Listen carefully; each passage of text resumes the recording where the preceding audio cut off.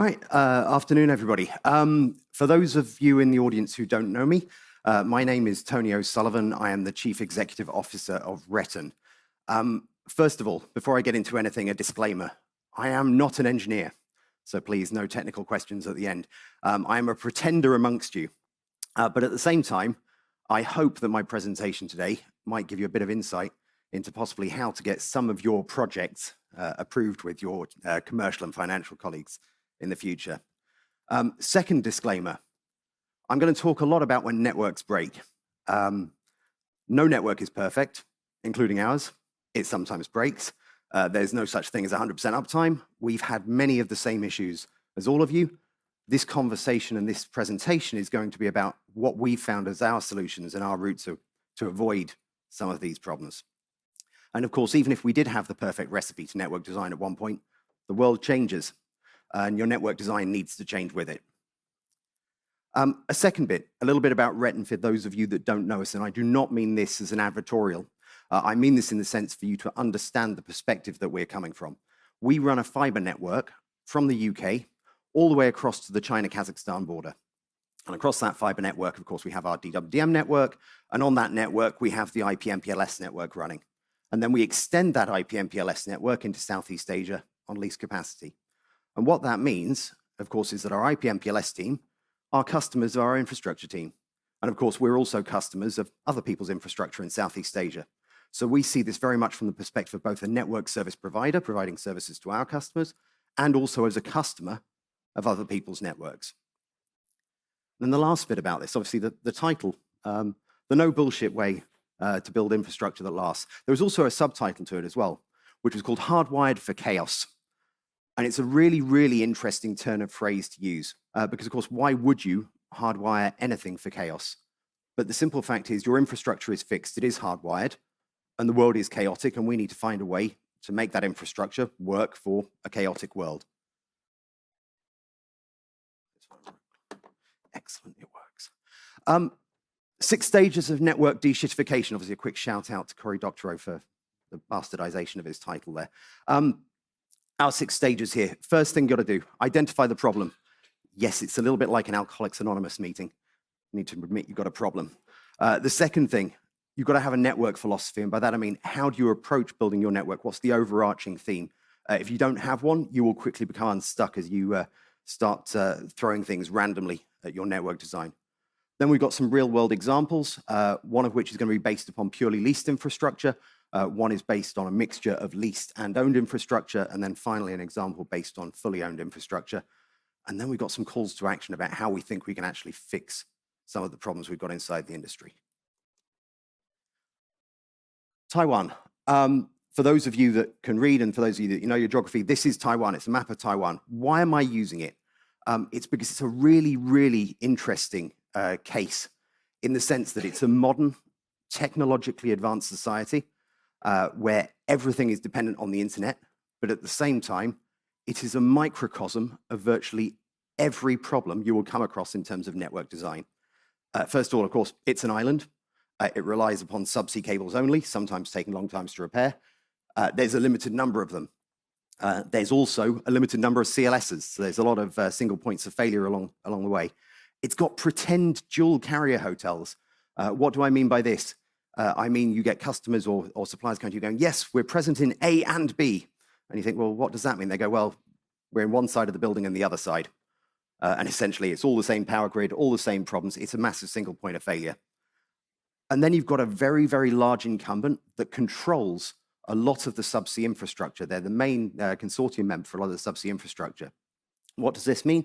It means there are high prices on a lot of those cables because they control a lot of the market. And this means that anybody trying to provide a cost-effective transit product, of course, gravitates towards the cheaper cables, the ones not controlled by them. And that means a large part of that island's internet infrastructure is reliant upon 2 or 3 cable systems because they're the ones which are cost-effective.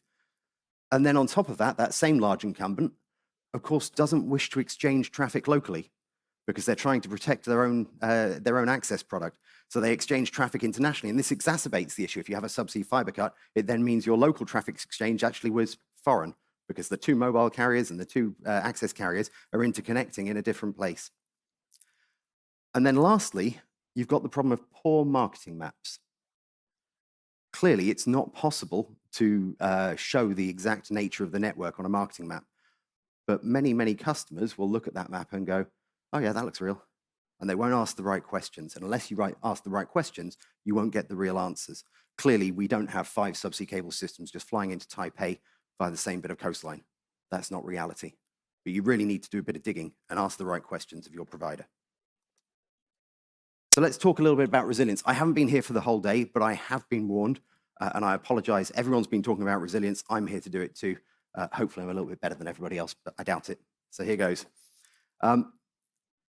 What do we mean by a resilience-first philosophy? We've got, I think, 4 of my colleagues in the room today. You can ask any of them. I'm a bore at work. I have my rule number 1, which is, why don't we think about what our customers want first? And this is the way we approach our network design, in the sense that we build our network as though we are the core customer for it. To put this into context, if you run a network and you're in this room today, would you feel comfortable taking a call from a customer when the network was down and explaining to them your design choices? If you were not comfortable doing that, you've probably made the wrong network design choices. And I say this, I'm probably the last CEO of a very large NSP, which sits on the escalation matrix. I sit at the top of the technical escalation matrix. So if you buy a service from us, you have my mobile phone number. You can call me at 3 in the morning and go, sort it out.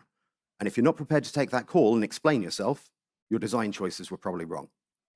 So being aware of the fact that you are a technical audience, I'm going to go through the basics first. I know it's obvious, but for some people, maybe it's not. What do you need to do in terms of your resilience-first philosophy? Multiple paths, of course. If you're on terrestrial, 3 is the minimum as far as I'm concerned. If you're on pure subsea, 3 in each direction is ideal. Minimum 5 in total, which is what we currently have in Taiwan. Diversity of suppliers. Why is diversity of suppliers important? There's a couple of different issues. First of all, what happens if you have a falling out with your one supplier? Maybe there's an issue with your sending money to them and you don't realize you've been sending money to a scam bank account and they disconnect you because you haven't paid them for 4 months or whatever. We've had an example recently in Europe of a major carrier which was taken out by a hacking attack. Now, of course, that affected their administrative systems and not their technical systems. But at the same time, if you can't scale up, if you can't order new capacity, and of course, they were just lucky it was just their administrative systems, not their technical systems. So diversity of suppliers. If you want to get into more detail, of course, redundant routes, they need to be capacity matched. You can't have a couple of 100 gig in one direction and 10 gig in another. It's not going to work. And if not, can you scale more capacity quickly?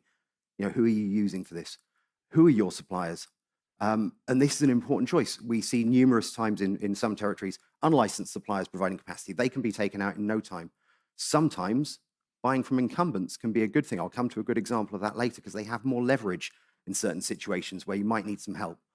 And then obviously on an international level, thinking about your geographic diversity, it's not just about the micro level of are your paths redundant? It's a case of, are they all going through a risky area? The Red Sea being a great example of this. If all of your capacity between Europe and Asia goes through the Red Sea, well, we've got some great examples about what goes wrong there. Then, of course, can you control your engineering teams? Is it your engineers going out to deploy your equipment and to build your network? Is it your suppliers' engineers who go out to do it? Or are they subcontracting to a third party? Are that third party going to be reliable and consistent in an extreme scenario? Sometimes not. Controlling your spares and parts. This was a lesson that was brought home during COVID. If you didn't have your own supply chain for spares and parts, you're reliant upon your vendor SLAs. And of course, your vendor SLAs, when COVID comes along, they go, well, we sold all that last lot of equipment to someone who's desperate for it. We don't have the spares, and your vendor SLA goes out the window. And then, of course, once you get past the infrastructure layer and you get to your layer 3 side, of course, then you've got your questions about, have you got your multiple upstreams in place? Have you got connectivity to IXs? And your peers, it's a really important one. We get this question quite often at peering conferences. Why do we insist upon geographic diversity for major peers? I do not want a network failure of my peer impacting my network. So I de-risk it as much as possible by peering with people in geographically diverse locations. Let's look at some real-world examples. So again, back to Taiwan. Prior to 2024, we had 4 subsea systems into Taiwan, 2 towards Tokyo, 2 towards Hong Kong. We were sure it was sufficient. It was great. It was amazing for about 3 years. And then in 2024, there was a situation where there were 3 simultaneous fiber cuts impacting Taiwan, 2 of which impacted our network. Now, we got through this. We managed to provide all of the traffic our customers had subscribed to. We had no major latency issues. But it was really clear to us, we got lucky. If those 3 systems had been 3 out of the 4 that we were operating on, we would have been stuffed. We'd never seen anything like this before, but we went, okay, the world's changed a little bit. So we ordered a 5th, and we were sure it was sufficient until this year. And this year, there were 4 simultaneous cuts impacting Taiwan towards Hong Kong and Tokyo. There was another one as well going towards Korea, but it was less important. And 3 of those impacted our network at the same time. And we lost all of our direct connectivity between Taiwan and Hong Kong. So this time, whilst we could maintain the throughput, our latency was massively impacted. But there was a cascade effect to what was going on here. Over the course of these cable systems that went down were, as I referred to earlier, the cheaper cable systems, the ones that all of the big transit providers had gravitated towards. And there was one tier 1 that went totally dark.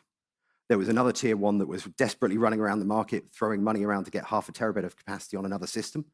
And of course, that has a cascade effect on everyone, because you've got customers who go, well, I've got 3 upstreams, one of which is a tier 1 that went dark, one of which is a tier 1 that's got a single cable system left, and one of which is us. And so, of course, they're trying to push all of their traffic towards you.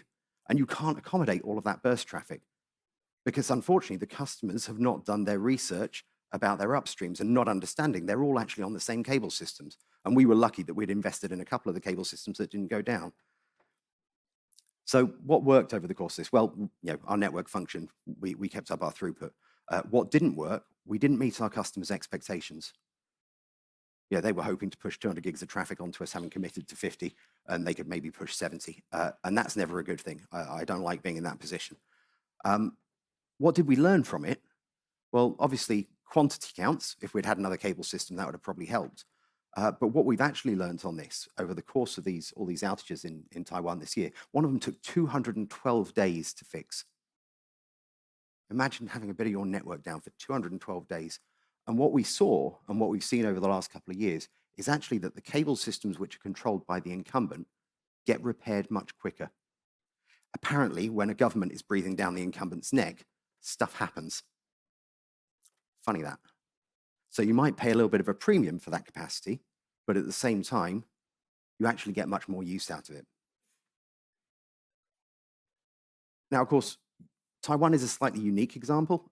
It suffers from virtually every problem you've got. It's got geopolitics, it's got massive shipping, it's got typhoons, it's got tectonic activity, volcanic activity, virtually everything you could throw at it. But for us now, we're now looking at this market and saying, actually, we definitely need a 6th path. We'll probably need a 7th path. And yes, we need to think very, very carefully about our supplier choices.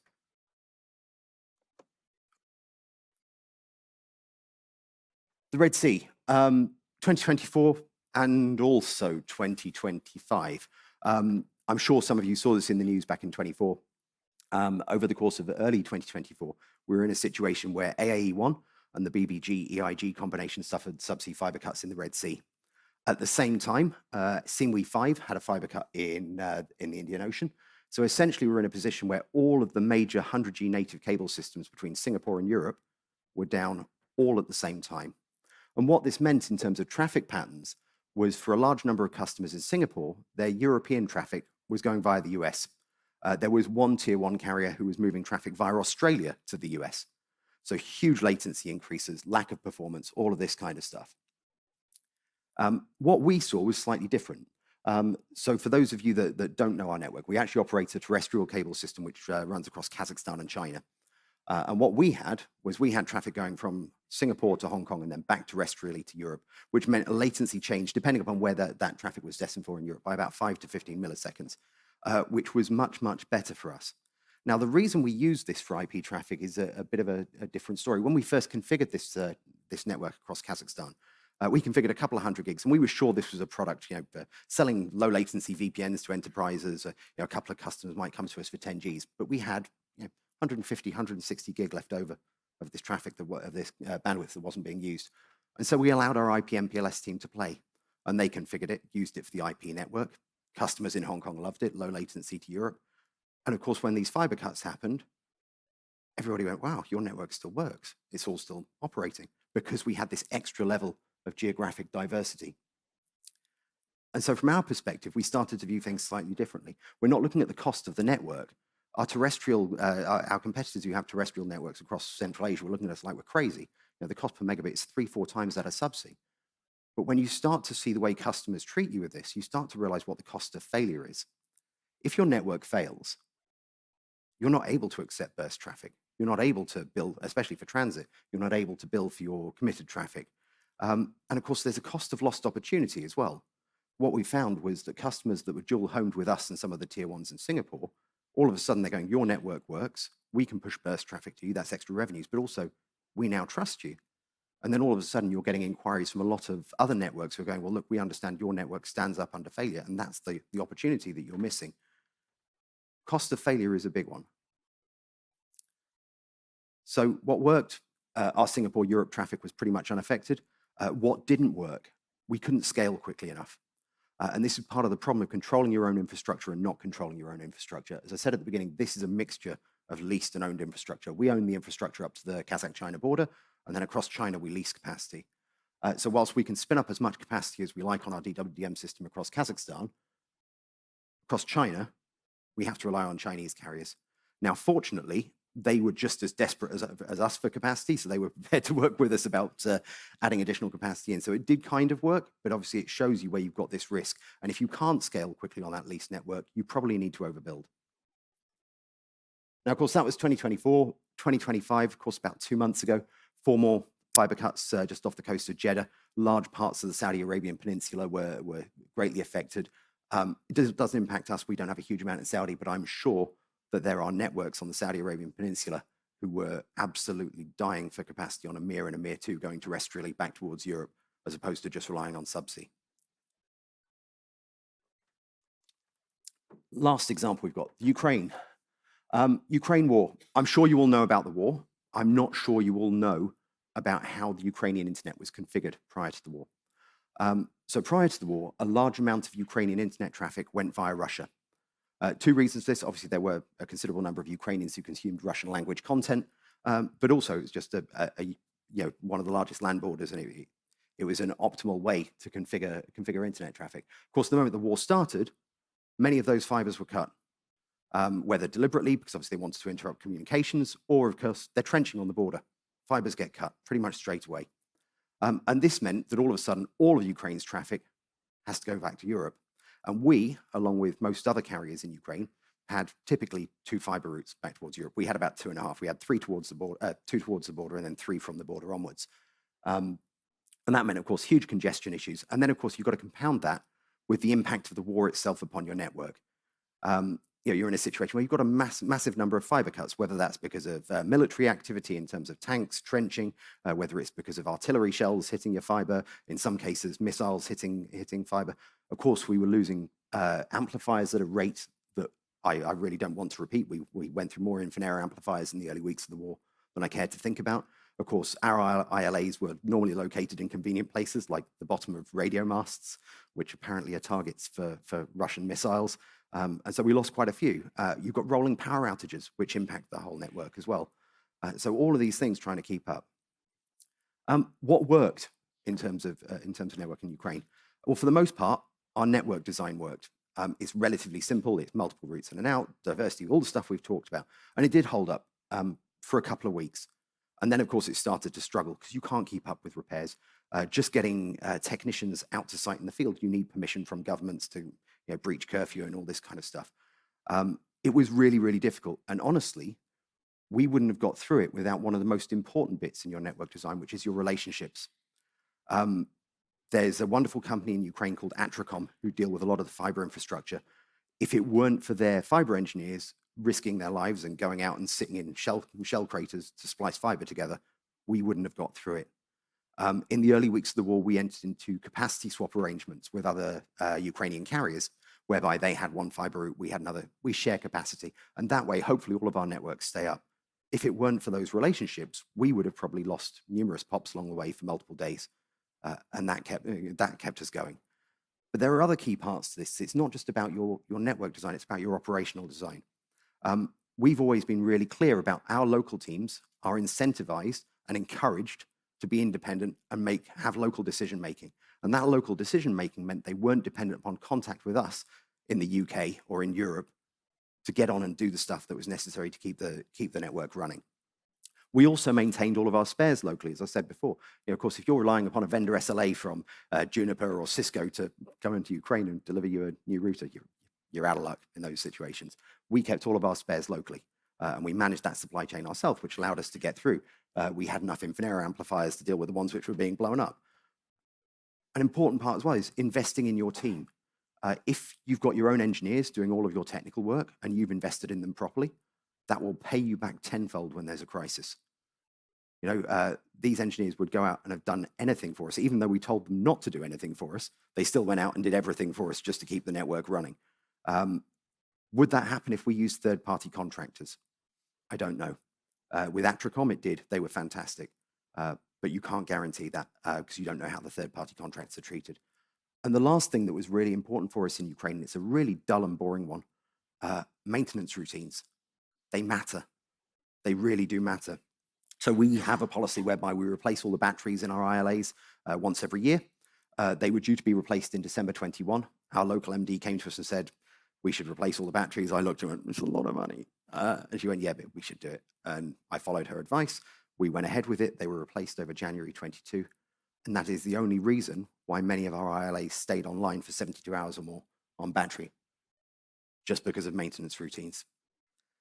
Small stuff matters. So let's talk about the rules. 3 engineering rules for building your network. First of all, build for risk. What do I mean by this? It is not a case of if, it's a case of when. Stuff will break eventually. And again, are you prepared to take that phone call from a customer? If you can't stomach the if, then design around it. You need to identify your risks. It can be governmental, it can be geopolitical, it can be geographical. Understand them, build the network around it. Design smart, not big. What do I mean by this? You don't need to have every route under the sun, but if you've understood your risks and you've designed around them, then you should be able to design a smart network which works around the risk profile that you're happy to accept. Your tech platform. Make sure your technical platform is something that works for you and your operations. We were one of the very early customers of Infinera's liquid bandwidth a long time ago. We work with Infinera because it's very, very easy for us to install capacity remotely. It means you can run the network and scale it very, very quickly. It's great for us. It might be great for you. There are other platforms that do similarly, but understand, how do your operations fit into your network scaling in an emergency? Make sure you've got the local partnerships. Friends matter in this industry. This industry works because we all collaborate to a certain degree. And then lastly, optimize efficiency. And this is a bit of a weird one. And it might seem a bit unusual to include in something about resilient networks. When I say optimize efficiency, think about your long-term network design. Think about how you're going to scale your network over the next 2 to 3 years. We've made this mistake ourselves. Numerous POPs in Asia, for example, where we built the POP for what we do today and not for what we think we're going to do in 3 years. And what that means is that frequently you end up in a situation where a POP is now built across 7 racks on 3 floors of the same data center. You've got pre-cabling going everywhere. It's a complete mess, a complete nightmare. And then you go, okay, I need to do this. And you've run out of power and you've got to start all again. And you either have to migrate the POP and blah, blah, blah. Think about your POP design on a basis of a 3 to 5 year cycle and how you're going to scale that up, especially in data centers where there may be limited power supply. It makes it that much easier to do stuff in an emergency where you might need that additional power or additional capability. So 4 fixes to stop the bullshit. Resilience. We need to redefine the language. In the past, I remember when I got into this industry, everybody looked at transit SLAs as just, does the packet get there? I don't think that's sufficient anymore. I don't think anyone in this room thinks it's sufficient. Most applications are fairly latency sensitive these days. So we need to be talking about performance, not just about the actual connectivity. The second one, if it seems too good to be true, most people in this room are fairly smart. They know their market. They know what they're buying. They know how much stuff should cost. If it's coming in significantly cheaper, it's probably under-engineered. Next part, demand transparency. If you sign an NDA with us, we'll share pretty much any information about the network and how it's configured. Everybody should do that. If they're not willing to share it with you, it means there's probably something to hide. So ask the right questions. And lastly, educate and inform, whether by stuff like this, whether by ensuring your salespeople speak to your customers in a way which gives them the information they need to make proper decisions. There's nothing worse in this industry than finding something's been missold, because customers will never work with you again. Challenging industry bad habits. I had a different title for this slide. My marketing team insisted I couldn't use it. That was the crap that people sometimes say. The tier one fallacy. I don't want to get into what the definition of a tier one is. As far as I'm concerned, these days, there's no such thing. And it's all a load of nonsense, complete rubbish. If you're buying infrastructure, of course, it's totally meaningless. Tier one is supposed to be about IP. And even for transit, a tier one can be fantastic in one location and awful in another, whereas a good tier two might be great there.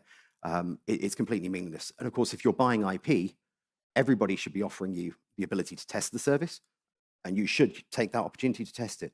A looking glass, yeah, it helps, but nothing is quite as good as being able to connect and understanding how it impacts your network when you connect to it. The ownership illusion. Quite a lot of networks, they're selling DWDM solutions. The question is, do they really own the solution? I don't mean the underlying fiber. I mean, do they actually control the equipment on the network? Are they able to configure more capacity? Are they able to work with you in the way that you want them to work? That doesn't mean you shouldn't buy from someone that is using third parties to configure their network. It just means you need to understand whether it will work for your business. If you want something that scales really quickly, the answer is probably not. And then the last one, sort of last one, SLAs. The impossible promise. An SLA is not a metric for network design. SLAs are just financial compensation for poor performance. We see numerous customers that come to us and say, oh yeah, I want this SLA because it will protect me. It doesn't protect you at all. It's complete nonsense. It's real uptime that protects you. The SLA is just, let's say, a financial promise. Also, 100% SLAs, if anybody comes to you with that, they're clearly lying. It's complete nonsense. So ignore them. And also be aware of what that SLA actually covers. Of course, SLAs don't cover subsea fiber cuts. They're force majeure. So you don't get any payment for that. You essentially have to keep paying for a service that isn't working. Sometimes for 212 days, it can be quite painful. And yeah, I don't know if they still are, but there used to be one terrestrial network in Europe, which also used to claim force majeure on terrestrial fiber cuts. At which point you're left going, well, what's the SLA for? Because, fire is covered by force majeure, flood is covered by force majeure, strikes are covered, riots are covered, war is covered. So it's just equipment failure. And most equipment these days is pretty damn good. So you've effectively got no SLA at that point. And then the last, fourth, not mentioned one on my list of the crap that people say, single homing. One of the few things I still control on a day-to-day business, part of the business is pricing inside the business. Sometimes you get customers coming to you, what price would you do for my transit if I single homed with you, just you? And frankly, I don't want that business. That's bad news for me, and it's bad news for you. I'd rather give you the guidance to go out and speak to other people as well. So where do we get to? I'm not sure I like this slide because it's kind of hypocritical. Build like it matters. Substance over spin, which of course does actually sound like spin in its own right. But let's actually build real networks. Once we've built them, let's share how we built them and make sure we publicize how we built them so that everybody else can understand what has been done and how they can use your network along with hopefully some other people's networks to build infrastructure that actually works for them. Design for disaster. Build properly. Wait until it breaks, which it inevitably will. Figure out why it broke, rebuild it better, and then repeat. Just remember, it's not if, it's when. It will happen eventually. And lastly, as I said before, failure has a cost. You should learn to enumerate what that cost is and be able to communicate that to people inside your business, because that is a really important cost. It can be lost revenues, it can be lost reputation, or as I said before, lost opportunity. Thank you very much.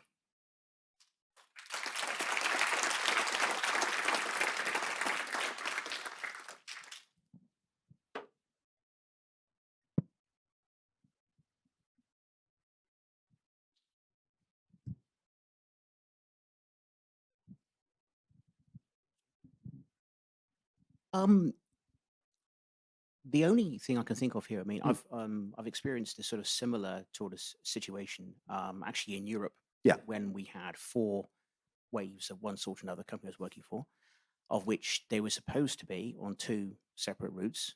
I've actually seen that in close to Taiwan, funnily enough, as well. I think I was there 2007 when everyone said, "Oh yeah, they're all diverse," and it turns out, nope, they all got the Yeah. same cable system. How can someone actually really know, even if someone goes to the stage of giving you KMZ, say, "Yep, they definitely go down that route, and it's that cable system," and how exactly can you prove to a customer that they are actually physically diverse and logically diverse? There's no way. Yeah. Honestly, KMZs are, they're fantastic. They do go down to such a granular level. Assuming they are accurate, it is possible to determine from that they are diverse. But in reality, that's about as truth as it's going to go. Aside from going and walking the fiber route and checking the manholes, there's nothing else you can actually do to prove it. But obviously, of course, if you have a situation like that with your suppliers, then clearly never work with them again. Because you can't Might be a trust bit them. late to that Yeah. point, but yeah.